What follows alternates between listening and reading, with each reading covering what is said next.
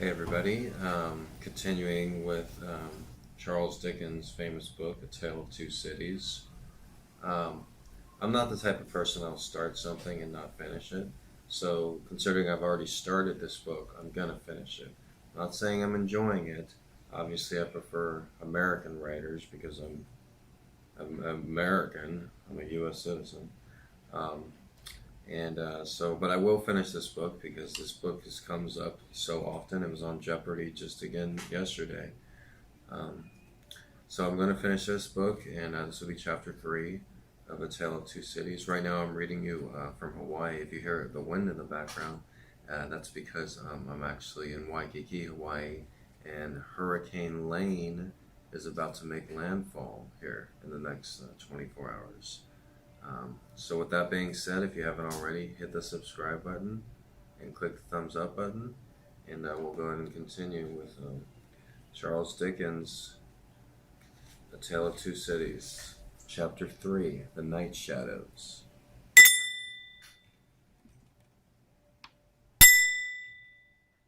A wonderful fact to reflect upon, that every human creature is constituted to be that profound secret and mystery to every other.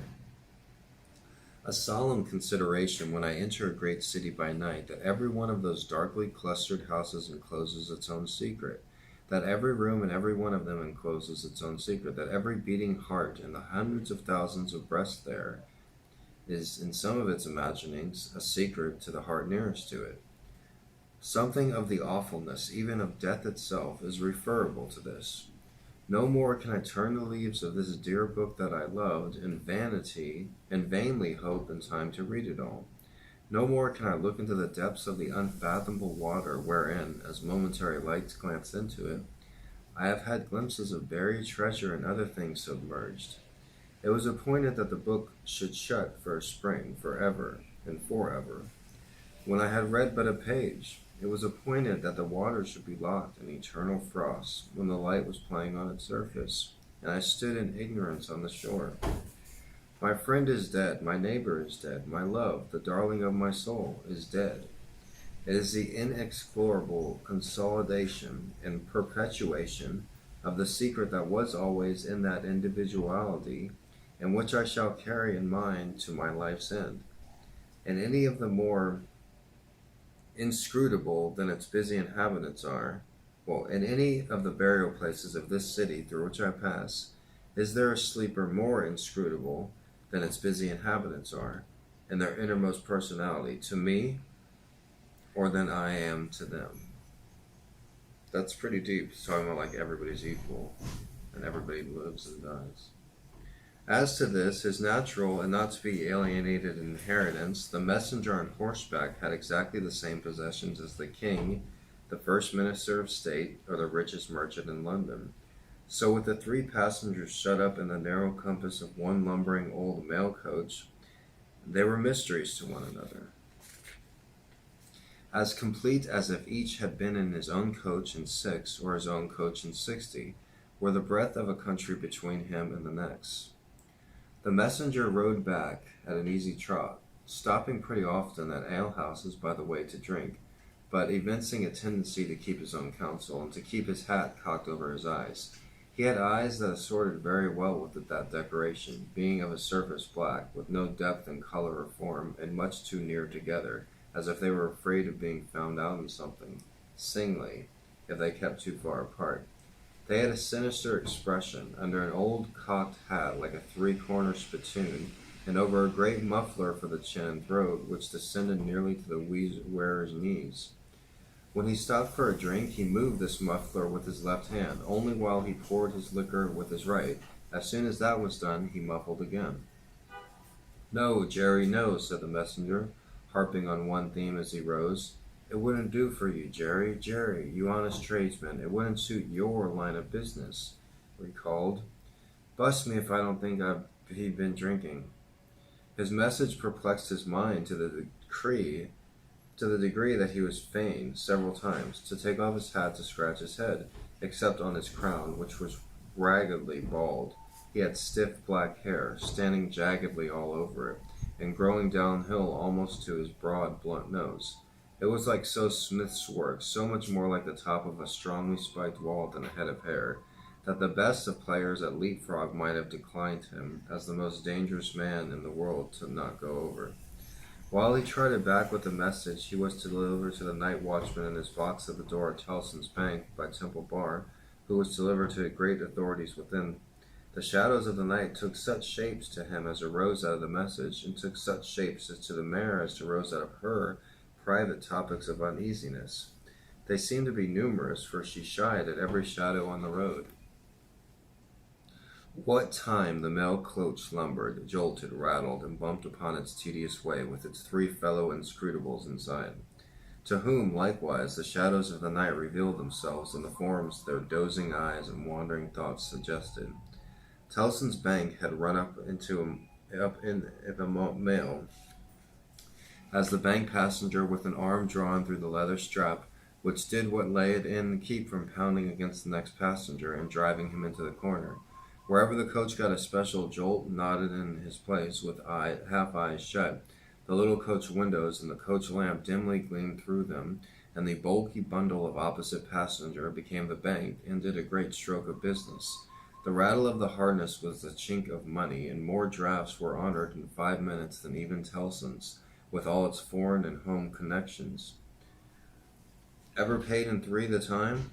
Then the strong rooms underground at Tellson's, with such of their valuable stores and secrets as were known to the passenger, and it was not little that he knew about them, opened before them, and he went in among them with the great keys and the feebly burning candle, and found them safe and strong and sound and still, just as he had last seen them. But through the bank was almost always with him, and through the coach, in a confused way, like the presence of pain under an opiate, was always with him. There was another current of impression that never ceased to run, all through the night. He was on his way to dig someone out of a grave. Now, which of the multitude of faces that showed themselves before him was the true face of the buried person? The shadows of the night did not indicate, but they were all the faces of a man of 45 by years, and they differed principally in the passions they expressed and in the ghastliness of their worn and wasted state. Pride, contempt, defiance, stubbornness, submission, lamentation succeeded one another. So did varieties of sunken cheek, cadaverous color, emaciated hands and figures. But the face was in the main one face, and every head was prematurely white. 100 times the dozing passenger inquired of the spectra, "Buried how long?" The answer was always the same, "Almost 18 years. You had abandoned all hope of being dug out long ago. You know that you were called to life. They tell me so. I hope you care to live. I can't say. Shall I show her to you? Will you come and see her?" The answer to the question were various and contradictory. Sometimes the broken reply was, "Wait, it would kill me if I saw her too soon." Sometimes it was given in a tender rain of tears, and then it was, "Take me to her." Sometimes it was staring and bewildered, and then it was, "I don't know her, I don't understand." After such imaginary discourse, the passenger in his fancy would dig and dig now with a spade, now with a great key, now with his hands, to dig the wretched creature out. Got out at last, with earth hanging about his face and hair, he would suddenly fall away to dust. The passenger would then start to himself and lower the window to get the reality of mist and rain on his cheek. Yet even when his eyes were open on the mist and rain, on the moving patch of light from the lamps and the hedge at the roadside retreating by jerks, the night shadows outside the coach would fall into the train of the night shadows within. The real banking house by Temple Bar, the real business of the past day, the real strong rooms, the real express sent after him, the real message returned, would all be there. Out of the midst of them the ghostly face would rise, and he would again accost it. "Buried how long? Almost 18 years. I hope you care to live. I can't say."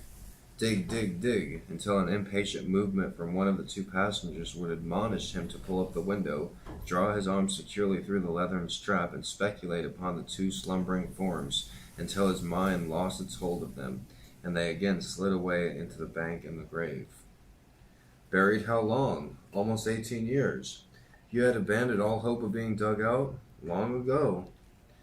The words were still in his hearing as just spoken, distinctly in his hearing as ever spoken words had been in his life, when the weary passenger started to the consciousness of daylight and found that the shadows of the night were gone. He lowered the window and looked out at the rising sun. There was a ridge of plowed land with a plow upon it which had been left last night when the horses were unyoked beyond a quiet coppice wood, in which many leaves of burning red and golden yellow still remained upon the trees.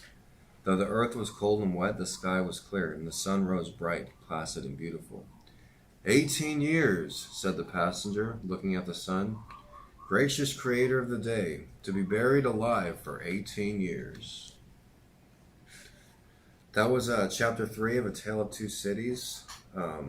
It reinforces that point. 18 years, buried alive for 18 years. I don't know if they're being literal or figurative. So I guess we'll find out. If you enjoyed that reading, then click the thumbs up button. If you haven't already, hit the subscribe button. I'm reading this during a hurricane, so that should be worth a subscribe, and maybe hit the little bell if you like as well. I don't know. I'm not really sure what that even does, but it sounds good. So once again, thanks for listening. Keep reading. This is like probably as complicated as the book we'll see on this channel, but I appreciate all the comments that you've been leaving below as well. And thanks again. Have a nice day.